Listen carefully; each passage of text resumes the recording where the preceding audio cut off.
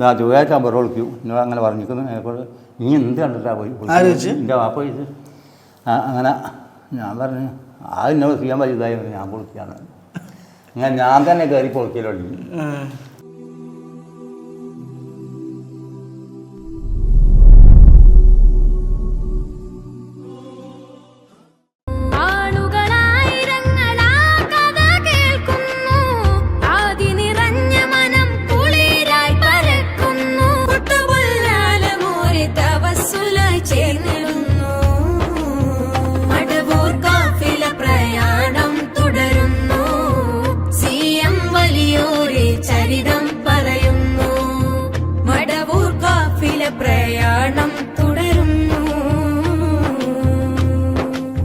അതുപോലെ എന്നോട് പുര ഉണ്ടാക്കാൻ പറഞ്ഞു. ഞാൻ പറഞ്ഞു ഒരു പുര ഉണ്ടാക്കാൻ പഴയ പുര ഇവിടെ അല്ല വേറെ സ്ഥലത്ത് കേക്ക് കണ്ടി രണ്ട് കുന്നുംപുറ.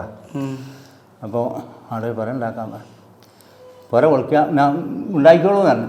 ഞാൻ പറഞ്ഞില്ലേ ഒറ്റ പൈസ ഇല്ല 5 ഉറുപ്പിയും ഇല്ലാണ്ട് അങ്ങനെ പുര ഉണ്ടാക്കി പുര ഉണ്ടാക്കാം പുര ഉണ്ടാവും പുര ഉണ്ടാവും. അങ്ങനെ എൻ്റെ പുര പൊളിക്കണതിന് ഉണ്ടാക്കണമെങ്കിൽ ഒരു കഷ്ടച്ച പുര ഒരു അയിക്കൂടൊക്കെ ആയിട്ട് 150 കൊല്ലം പഴക്കമുള്ള പുര മൺകട്ട ഉരുട്ടി വെച്ചത്. അങ്ങനെ ഞാൻ ഒരു മാസം കഴിഞ്ഞാൽ പിന്നെയും പറഞ്ഞു പുര അത് അതിലേ പുര പൊളിച്ചിട്ടില്ല പുര ഉണ്ടാക്കാമെന്ന് പറഞ്ഞു. ഇല്ലേ പിന്നെയും 3 മാസം കഴിഞ്ഞാൽ പിന്നെയും പറഞ്ഞു പുര പൊളിക്കാൻ ധൈര്യമല്ല ഇതാരാന്നും കൊണ്ട് തിരിയല്ല അന്ന് തിരിയണ്ടല്ലേ ആദ്യത്തെ തന്നെയാണ് ഇത് ബിയൊക്കെ പറഞ്ഞതല്ലാണ്ട്. അങ്ങനെ ഞാൻ പിന്നെയും പറഞ്ഞു പിന്നെയും ഒരു 6 മാസം കഴിഞ്ഞ് എൻ്റെ പുര പൊളിച്ചിട്ടില്ല ഇതുവരെയെന്ന് ചോദിച്ചു. ചൊവ്വാഴ്ച പുര പൊളിച്ചാളെന്ന് ആദ്യം 3 മാസം കഴിഞ്ഞ ശേഷം വീണ്ടും ചോദിച്ചു. പിന്നെയും ചോദിച്ചില്ല 4-5 പ്രാവശ്യം ചോദിച്ചാൽ പുര പൊളിച്ചാളെന്നോ ചൊവ്വാഴ്ച നിന്ന് പൊളിച്ചോളൂ എന്ന്. ഞാൻ ചൊവ്വാഴ്ച നിന്നിട്ടായിരുന്നു പറഞ്ഞു ഞാൻ പുര പൊളിക്കുക കേട്ടോ അതിൻ്റെ മുന്നേ പറഞ്ഞു വെച്ചിരിക്കുന്നു. ചൊവ്വാഴ്ച പുറ വിളിക്കൂ എന്നോട് അങ്ങനെ പറഞ്ഞിരിക്കുന്നു അതിനെക്കൊണ്ട് നീ എന്ത് കണ്ടിട്ടാണ് പോയി എൻ്റെ വാപ്പ ചോദിച്ചു അങ്ങനെ ഞാൻ പറഞ്ഞു അത് എന്നോട് ചെയ്യാൻ പറ്റിയതായി ഞാൻ പൊളിക്കുകയാണ്. അങ്ങനെ ഞാൻ തന്നെ കയറി പൊളിക്കലുള്ളൂ. അങ്ങനെ എനിക്ക് ആകെയിൽ എന്തോ 300 റുപ്യൻ്റെ കുറിയായിട്ടാണ് കിട്ടാനുള്ളത്. 300 രൂപ കുറി അങ്ങനെ അത് അന്നത്തെ കിട്ടിയുള്ളൂ. ഞാൻ 4 ലോഡ് കല്ല് ആ ലോറിയിലാണ് കല്ല്. ഇത് 45 കൊല്ലം മുന്നിലുള്ള ചരിത്രമാണ് 42 43 കൊല്ലം. അപ്പോൾ അന്ന് അതൊക്കെ കിട്ടൂ. ഞാൻ അന്ന് മറസിൽ നിൽക്കരുത് ഞാൻ പറഞ്ഞു. രാവിലെ സുഖ കേക്ക് തന്നെ പോയി ലേശം ഞാൻ കല്ലെടുത്തു. അതെല്ലായിടത്തും എനിക്ക് നല്ല ആരോഗ്യമുണ്ട്. ഇപ്പോഴത്തെ ആരോഗ്യം നന്നുണ്ട്. സ്വന്തം തന്നെ കല്ല് പോകുമ്പോൾ അതിൻ്റെ വലിയ ജവാദല്ല. അങ്ങനെ 4 ലോഡ് വലിയ ഒഴിവാക്കി വലിയ ഒഴിവാക്കി ഞാൻ ബാക്കിയൊക്കെ ഞാൻ കടത്തി. അങ്ങനെ എല്ലാം കൂടി ആശാരിപ്പോക്കരക്കാരനെ വിളിച്ചിട്ട് കുറ്റിയടുപ്പിച്ച് അങ്ങനെ കുറ്റിയടുപ്പിച്ച് 4 ലോഡ് കല്ലുകൾ കൊണ്ടെത്തുക. ഇത് കീറി നോക്കുന്നത് കീറാനില്ല വെറും കല്ലാണ് അടി. പിന്നെ എന്തെങ്കിലും കുത്തി കീറാൻ അങ്ങനെ 4 ലോഡ് കല്ലിൽ തന്നെ 9 കഷ്ണം ബാക്കി. 9 കഷ്ണം വലിയ കഷ്ണം ബാക്കി പൊടിച്ചുകൂടെ. അങ്ങനെ തറയെത്തി കഷ്ട മുറിക്കണമെന്ന് പറഞ്ഞാൽ അല്ല തറാൻ കെട്ടിക്കുന്നു അങ്ങനെ ബാക്കി അങ്ങ് ഉണ്ടാവുന്നത്. എന്നിട്ട് ഇന്നോട് അറിഞ്ഞു ഒരു ദിവസം അടക്കൊക്കെ വമ്പിച്ച വില കയറ്റം. അന്ന് ലേശം കങ്ങത്തോട്ടൊക്കെ എടുക്കലുണ്ട് ഫോട്ടോ എടുക്കലുണ്ട് ചെറുങ്ങനെ എടുക്കലുള്ളൂ. അത്ര എൻ്റെ പൈസ അല്ല എനിക്ക് ഇല്ലല്ലോ. അടക്കൊക്കെ വമ്പിച്ച വില കയറ്റം കയറുന്നു ഒരു ദിവസം അടാൻ തിരിഞ്ഞു കിടന്നാണ്. അടക്കൊക്കെ വമ്പിച്ച വില കയറ്റം കയറുന്നു. അന്ന് 2 റുപ്യ ഒരു കിലോന്. അപ്പോൾ ഞാൻ എന്നോട് പറഞ്ഞ അയക്കല്ല നാട്ടാൻ തിരിഞ്ഞാൽ ഇനവും ഇല്ല കേട്ടോ. ഞാൻ ഇങ്ങോട്ട് വന്നിട്ട് എന്നോടൊക്കെ അയക്കും പറഞ്ഞ് നീ ഞാൻ കേൾക്കാൻ പറഞ്ഞ് അയക്കും മര്യാദയ്ക്ക് എന്തോ പറഞ്ഞാൽ അങ്ങനെ ഞാൻ പിറ്റേന്ന് അന്ന് ഞാൻ ഇവിടെ നിന്ന് എല്ലാവർക്കും പൈസയൊക്കെ വാങ്ങി 11,500 റുപ്യല്ലേ കങ്ങത്തോട്ട് എടുത്ത് പിന്നെ അതുവരെ 1000 എടുത്തില്ല. ബാക്കിയൊക്കെ കൂടി 11,000 ചില റുപ്യൻ്റെ ആക്കി എടുത്ത് ഞാൻ ഒരു മാസം കഴിഞ്ഞോട് 3 റുപ്യ 4 റുപ്യ 5 റുപ്യായി കിലോ അടുത്തത്. അന്ന് എന്ത് പറയാനില്ലാന്ന് വെച്ചാൽ അങ്ങനെ പുറപ്പാണ് ഇങ്ങനെ എടുപ്പിക്കും. അതിലേക്ക് കൂലി അന്ന് എന്തേലും അന്ന് 30 റുപ്യേനെ ആൾക്കാർക്ക് പോയി 30 ഇപ്പം 1000 കേട്ടോ 30 റുപ്യാണ്. അങ്ങനെ ഇതോ കഴിഞ്ഞ് പുര ഉണ്ടാക്കി ചുരുക്കി പറഞ്ഞാൽ ഇത് മോശമുള്ള അങ്ങനെയാണ് പറയുന്നത്. ഞാനിപ്പോൾ ഒരു 2 കൊല്ലം കഴിഞ്ഞാൽ സമയത്ത് ചോദിക്കാണ്ട് അള്ളോ. എനിക്ക് വിഷമം വന്നപ്പോൾ ഞാൻ പെണ്ണ് കെട്ടാൻ പോയപ്പോൾ അതിനെപ്പറ്റി പറഞ്ഞിരുന്നു ഇങ്ങനെ ഞാൻ കഴിവ് കുറഞ്ഞിടത്തുനിന്നാണ് പെണ്ണ് കെട്ടാൻ വിചാരിക്കുന്നത്. എന്താ കഴിവ് കുറഞ്ഞിടത്തുനിന്നാണ് പെണ്ണ് കെട്ടാൻ വിചാരിക്കുന്നത്.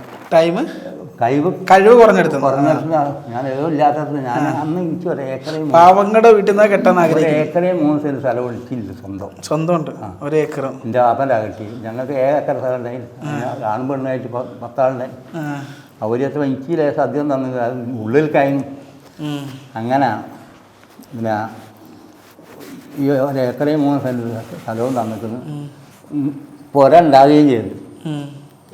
പുര ഉണ്ടായി. ഇത് വിൽക്കുകയും ചെയ്തല്ലോ. അങ്ങനെ പെണ്ണ് കെട്ടിയ എന്നോട് പറഞ്ഞു അച്ഛൻ എന്തിനാണ് കഴിവ് കുറഞ്ഞിടത്തുനിന്ന് കെട്ടുന്നത്?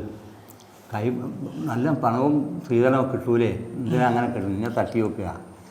ഞാൻ പറഞ്ഞു അന്താക്ക് കഴിവുണ്ടല്ലോ പോറ്റാൻ.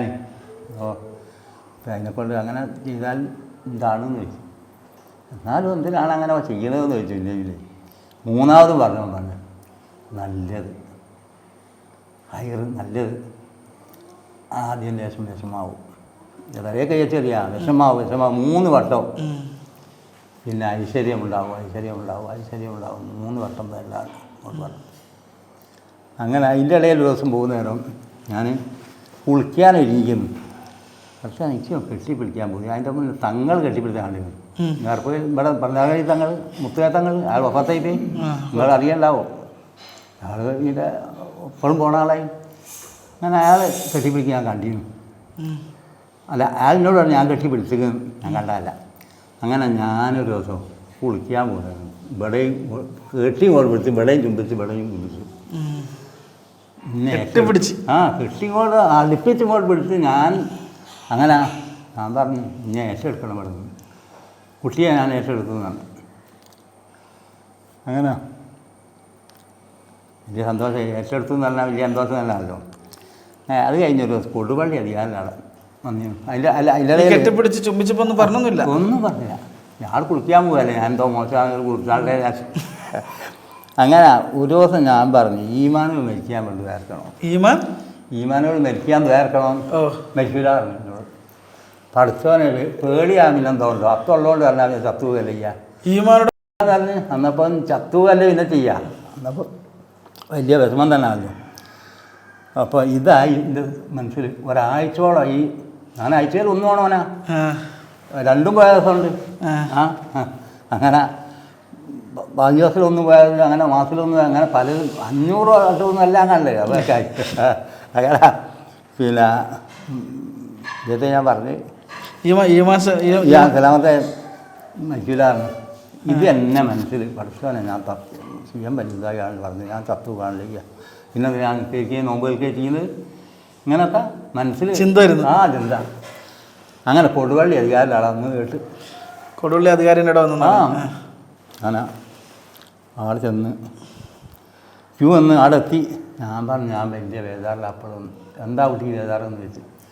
ഞാൻ ഈമാനം മരിക്കാൻ പറഞ്ഞു. ഇപ്പം മരിക്കൂല അല്ല അത്തുള്ളോട് പറഞ്ഞ് അത്തുള്ളോട് അല്ല ചത്തുപോലല്ലേ. ഞാൻ ഒരു രോഗ്യക്കാരായില്ല ഞാൻ പറയാന്ന്. അത്രയും പ്രാവശ്യം കണ്ടിട്ടല്ലോ. അപ്പോൾ നിങ്ങൾക്ക് രോഗി ഞാൻ പറഞ്ഞ കുട്ടി മനസ്സിലായില്ലെന്ന് ചോദിച്ചു. ഞാൻ പറഞ്ഞത് കുട്ടി മനസ്സിലായില്ലേ തിരിഞ്ഞില്ലെന്ന് ചോദിച്ചു. ഞാൻ തിരിഞ്ഞില്ലാന്ന്. അല്ലാ തക്ഷമല്ലേ പുത്തുലൂപ്പ് സബിയല്ല എമ്പാത്തമ്പല്ല അയ്യാവും എന്താ അതിൻ്റെ ബാക്കി ഇങ്ങനെ പറഞ്ഞ് അതിൻ്റെ അർത്ഥം അറിയാം. എനിക്കാവുമെന്ന് പറഞ്ഞു. ഞാൻ പഠിച്ചില്ലല്ലോ. അള്ളാഹുവിൻ്റെ വഴിയിൽ നടന്ന് മരിച്ചോലല്ല. അള്ളാഹുവിൻ്റെ വഴിയിൽ അള്ളാഹുവിൻ്റെ വഴിയിൽ നടന്നവരെന്നും മരിച്ചോലല്ല ഓലൊന്നും ഹയാത്തുള്ളവരാണ്. അതല്ല ഞാൻ പറഞ്ഞു. നല്ലതല്ലേ പറഞ്ഞത്. പിന്നെ സന്തോഷം ഔലിയാക്കളുടെ വഴിയിൽ അള്ളാഹുവിൻ്റെ വഴിയിൽ നിനക്ക് നടക്കണമെന്നുള്ളതാണ് പറഞ്ഞത്. അങ്ങനെ അതും കഴിഞ്ഞ് പിന്നെ ഇപ്പോൾ ഞാൻ നല്ല ഐശ്വര്യത്തിലുമാണ്. അന്നപ്പം അറിഞ്ഞ അതേ ഐശ്വര്യത്തിലാണ്. 10 കൊല്ലത്തിന് ഇങ്ങോട്ട് ഞാനുള്ളത്. എനിക്ക് തീർക്കോ ബുദ്ധിമുട്ടോ യാതൊന്നുമില്ല. മനസ്സിൽ വല്ലാതെ സന്തോഷക്കാരൻ. എൻ്റെ അത്ര സന്തോഷമുള്ള മഹലത്തിലുണ്ടാവില്ല. അത്രയും സന്തോഷക്കാരനാണ്.